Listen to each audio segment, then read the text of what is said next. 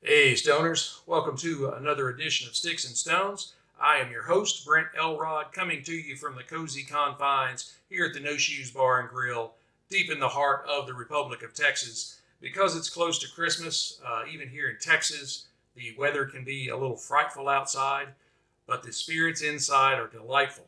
So I'm not doing a cigar and spirit pairing today. I am doing a spirit versus spirit matchup. Buffalo Trace versus Weller Special Reserve. I get a lot of questions about the interrelation of Buffalo Trace, Weller, Blanton's, Eagle Trace, and this is going to give you some of those interrelations and also give you a very good overview of these two spirits. So let's go ahead and pop the cork and dive right in. Now, Buffalo Trace, if it's not the oldest distillery in the United States, it's very close to it. They've been distilling spirits in Kentucky since 1787, so they are one of the grandfathers of the industry. Now, Buffalo Trace is a non-age statement whiskey, though it is estimated that it's aged 8 to 10 years. It's 90 proof, and the mash bill, of course, 51% corn for bourbon. And other than that, it's 10% or less rye. That's about all they'll tell you. Retail, probably about $40 a bottle. Now, Weller Special Reserve is a non-age statement. It's also 90 proof. The mash bill is undisclosed, but it is a wheated whiskey. So it is made with wheat. Now, Weller was originally distilled by William LaRue Weller and starting in 1849. And it was purchased by the Sazerac Company in 1999, who also owned Buffalo Trace. Now, Weller is distilled at the Buffalo Trace Distillery, along with Blanton's, Pappy Van Winkle, and they're all owned by the Sazerac Company. So they all are interrelated. Now, Weller Special Reserve is sometimes affectionately called Baby Pappy because it's considered an affordable version of Pappy Van Winkle. And the Special Reserve, right now, you'll probably find it for somewhere between $60 and $75 for a fifth, although I have stumbled upon, I haven't cracked the seal on it yet, a 1.75 liter at my local Specs a few weeks back for $44. I definitely jumped on it. So let's go ahead and pop the cork and give these a try. Got Buffalo Trace first.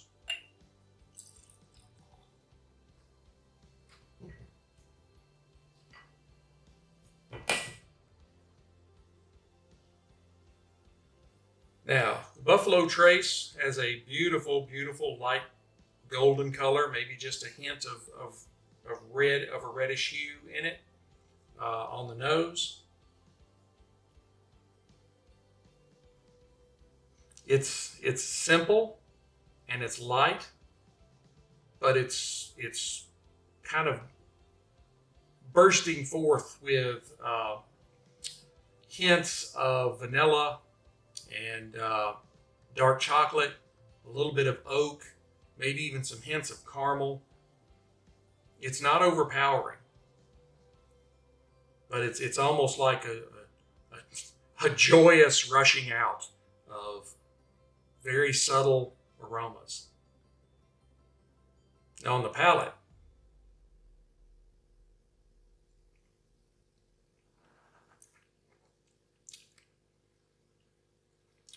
it is a little bit sweet. It's very mellow.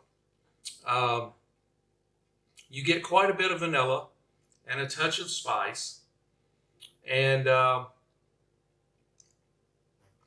me try another one here.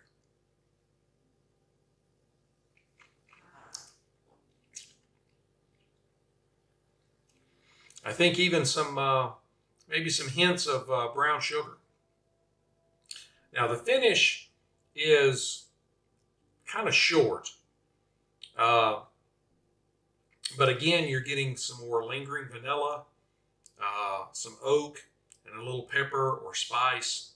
I mean, it's really good, especially for the price point. If you can find Buffalo Trace for $30 to $50 a bottle, it's definitely worth having on your shelf.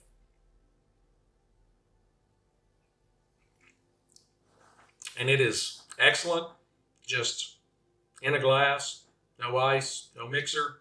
Although for the price point that you're paying, it could definitely be a mixer whiskey.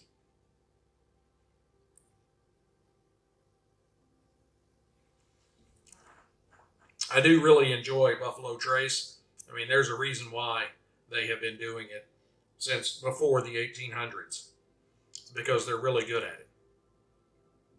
I'm just going to go ahead and finish off this glass if you don't mind.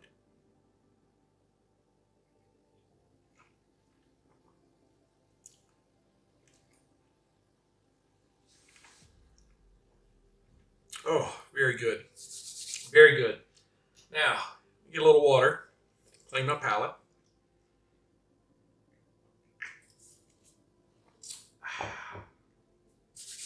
Next up, we have the Weller Special Reserve. Unfortunately, I think this is probably the only problem I have with the Weller is it doesn't have a cork. How can you be a great bourbon and not have a cork so you get that when you take the top off? I mean, seriously. The screw sound just isn't the same. But here we go.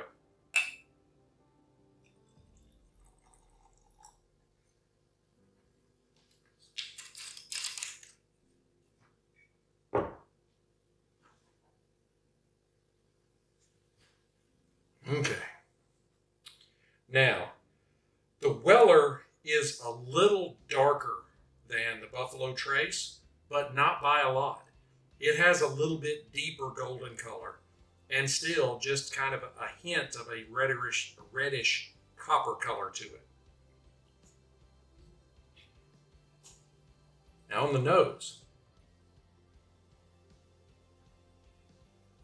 quite honestly, I think the Weller, the nose is more subtle on the Weller than the Buffalo Trace. But I'm picking up some notes of vanilla. I'm getting some caramel. I do seem to be getting a little bit of honey in the nose on the Special Reserve.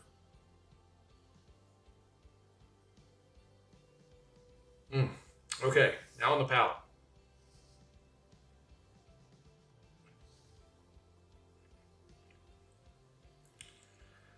Now the Weller on the palate is even more mellow, in my opinion, than the Buffalo Trace.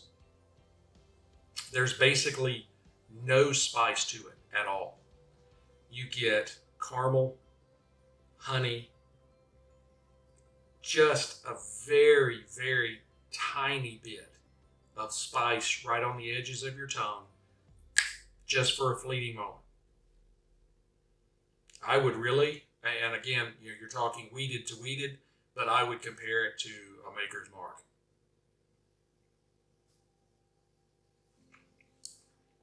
That is a very, very good whiskey.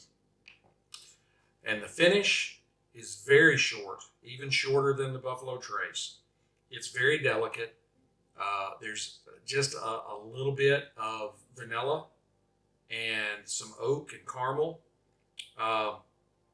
And not really any heat at all when you take a drink.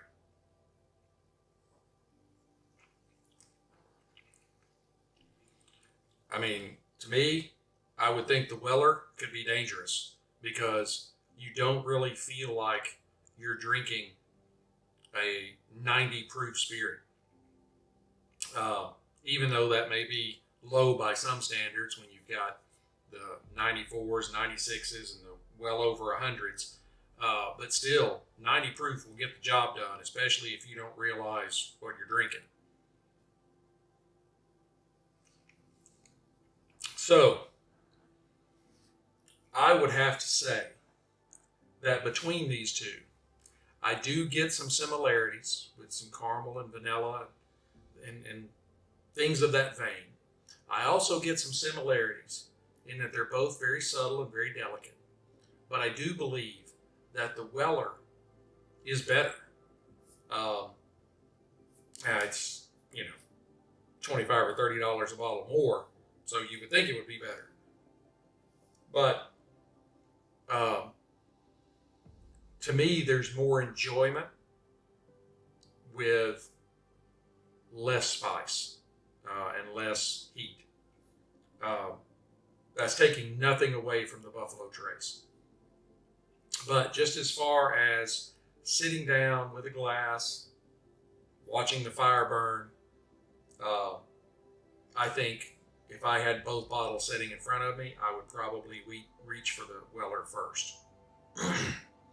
If I had to rate these two, I would give the Weller a 95, and I would give the Buffalo Trace a 93.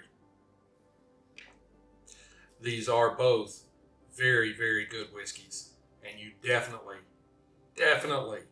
need to keep a bottle of each of these on your shelf at all times. It's a must.